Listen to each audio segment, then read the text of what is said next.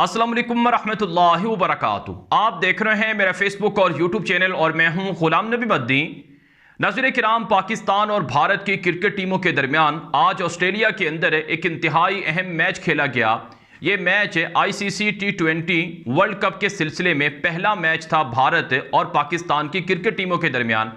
इस मैच के अंदर क्रिकेट की तारीख के सबसे बड़े मुतनाज़ा फैसले सामने आए हैं और इस मैच के अंदर पैसा जीता है। लोगों ने, दुनिया ने यह बात देखी कि आज किस तरह से पैसा जीता और किस तरह से उसूल और रिवायात को तोड़ा गया। और यह चीज़ भी लोगों के सामने वाज़े हुई है कि भारत किस तरह से आलमी इदारों को पैसे के ज़रिए से अपने कंट्रोल में रखे हुए है।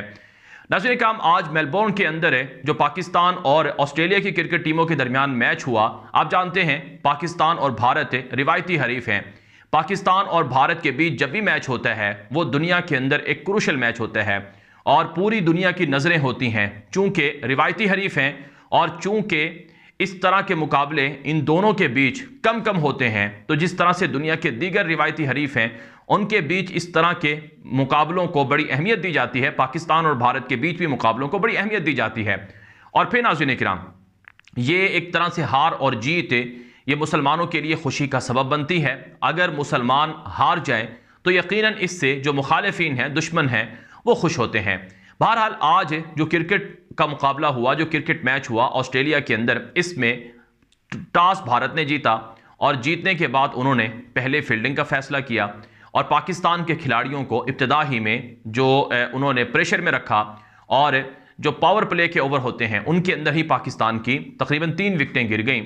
लेकिन बहरहाल फिर पाकिस्तान के खिलाड़ियों ने बड़ी ज़बरदस्त परफॉर्मेंस दी और बड़ी मज़ाहमत की, जिसकी वजह से जो स्कोर है वो 160 तक पहुंचा। अगर ये स्कोर 10 या 20 रन और होता तो इससे पाकिस्तान को और ज़्यादा फ़ायदा होता। बदकिस्मती से पाकिस्तान के अंदर जो बैटिंग में तब्दीलियाँ हैं वो कारगर नहीं हो रही हैं, जिसकी वजह से ये आमतौर पर पाकिस्तान को बैटिंग में ये मसला फेस करना पड़ रहा है। बहरहाल 160 रन का ये स्कोर था और एक डिफेंडेबल स्कोर था। पाकिस्तान इसे कबल 130 रन तक भी जो स्कोर है वो डिफेंड करता रहा है और जो विकेट थी, जो पिच थी, वो बड़ी एक तरह से सख्त थी, जिसकी वजह से खेलने में बड़ी दुश्वारी पेश आई।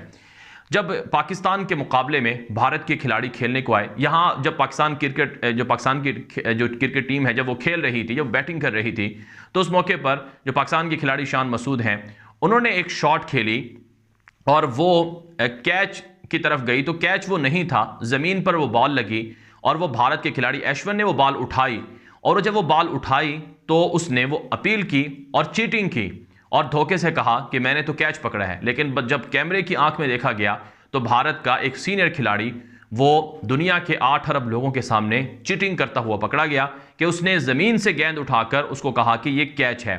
तो बाद में पता चला कि उसने झूठ बोला है। एक तो वहाँ उनकी चीटिंग पकड़ी गई। फिर नाज़रीन किराम, जब भारत की क्रिकेट टीम ने 160 रन के हदफ का ताक़ुब शुरू किया तो पाकिस्तान के बॉलर्स ने माजी की तरह एक मरतबा फिर जो भारत के खिलाड़ी हैं उनको बड़ा प्रेशर में रखा और इब्तिदा ही में 26 स्कोर पर उनकी 3 विकेटें गिरा दी, जिसके बाद भारत काफ़ी प्रेशर में आ गया। लेकिन फिर उसके बाद विराट कोहली और हार्दिक पांड्या, इन दोनों ने बड़ी अच्छी इनिंग खेली है। लेकिन इसमें नाज़रीन किराम, ये पाकिस्तान मैच आखिर तक, जब तक 15-16 ओवर थे, उस वक्त तक पाकिस्तान के कंट्रोल में, यहाँ तक कि जब आखिरी 2 ओवर बचे थे उस वक्त भी कहा जा रहा था कि पाकिस्तान ये मैच जीत जाएगा।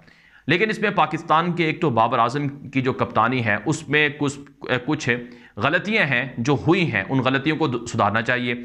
दूसरा, पाकिस्तान की जो मिसमैनेजमेंट है वो भी एक बड़ी वजह बनी है हार के अंदर कि पाकिस्तान के पास, जब ये बात सबको पता है कि भारत के खिलाड़ी बैटिंग में बहुत अच्छे हैं, वो अच्छा खेलते हैं और स्पिनर उनके खिलाफ इतने ज़्यादा कारगर नहीं होते हैं बनिस्बत फास्ट बॉलर के, तो पाकिस्तान को एक और चौथा फास्ट बॉलर खिलाना चाहिए था। ये कम से कम कोई जो ऑलराउंडर है, जो मीडियम पेसर ऑलराउंडर है हार्दिक पांड्या की तरह, उस तरह का कोई किसी खिलाड़ी को रखना चाहिए था, वो नहीं रखा गया और हैदर अली को रखा गया जो मुसलसल आउट ऑफ फॉर्म में है।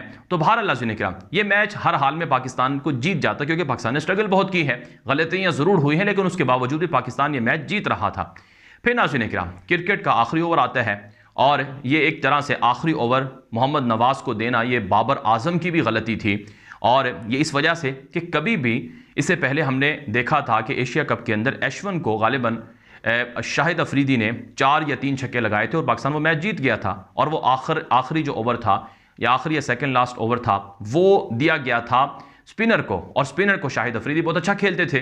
तो यही गलती आज बाबर ने की है कि आखिरी ओवर क्यों बचाकर रखा गया। शायद वो इस वजह से कि मोहम्मद नवाज को पहले ही ख़त्म करवा लिया जाता, लेकिन चूंकि मोहम्मद नवाज को उससे पहले एक ओवर में 20 स्कोर 3 छक्के लग चुके थे, तो उसकी वजह से उन्होंने जल्दी ही जो फास्ट अटैक है, फास्ट बॉलर हैं, उनको शुरू कर दिया।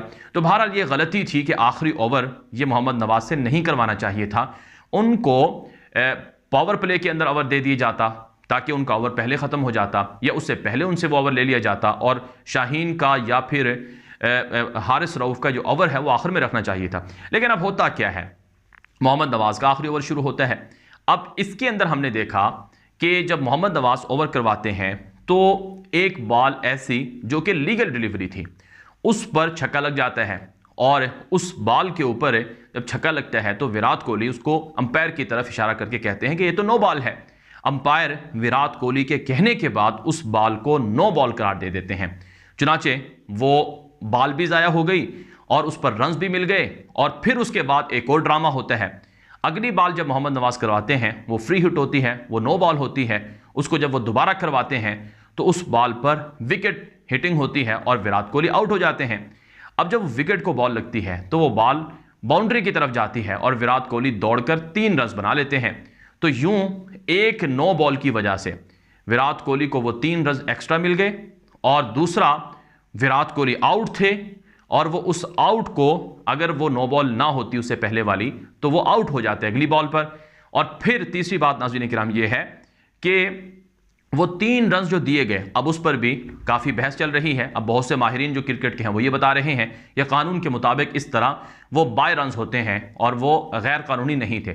मान लेते हैं वो 3 रन ठीक थे, लेकिन वो जो नो बॉल थी उसको अंपायर ने थर्ड अंपायर के जरिए से चेक नहीं करवाया, और अगर वो चेक करवाया जाता तो मुमकिन है उसके अंदर कोई ना कोई जो वो नो बॉल थी, क्योंकि अक्सर जो माहिरीन हैं क्रिकेट के वो यही बता रहे हैं कि वो नो बॉल नहीं थी। भारत नाज़रीन का यूं भारत बेईमानी के जरिए से, चीटिंग के जरिए से और अंपायरों की मदद से जीत गया, और ये जीत उनकी मुतनाज़ा जीत हमेशा रहेगी।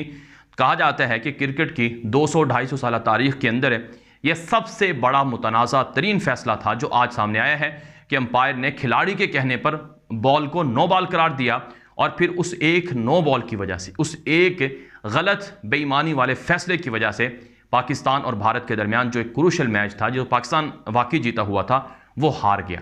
तो ये नाज़रीन किराम कहा जाता है कि चूंकि भारत पैसा रखता है, इकॉनमी उनकी स्ट्रॉन्ग है, इकॉनमी से मुराद इकॉनमी उनका जो हुजम है वो ज़्यादा है, वो बहुत बड़ा है, और क्रिकेट के हवाले से वो ज़्यादा सट्टा उस पर चलता है, तो जुआ चलता है, तो इस तरह की चीज़ें होती हैं। तो इस वजह से वो जो क्रिकेट है उस पर भी वही हावी हैं, और उन्होंने आज पैसे की वजह से पाकिस्तान को हराया है। लेकिन पाकिस्तान हार कर भी जीत गया है, क्योंकि लोगों को पता है पाकिस्तान की तरफ से कोई बीमारी नहीं हुई।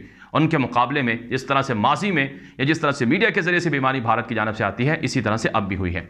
भारत नाज़रीन ये वीडियो आम कर दें। इस तरह की मालूमाती खबरें और वीडियोज़ जानने और देखने के लिए हमारा यूट्यूब चैनल है जो कि गुलाम नबी मद्दी के नाम से है, उसे लास्ट में सब्सक्राइब कर लें। हमारा फेसबुक पेज है गुलाम नबी मद्दी के नाम से, उसे भी फॉलो कर लें। अब तक के लिए इतना ही इजाज़त दीजिए। अस्सलाम वालेकुम रहमतुल्लाहि व बरकातहू।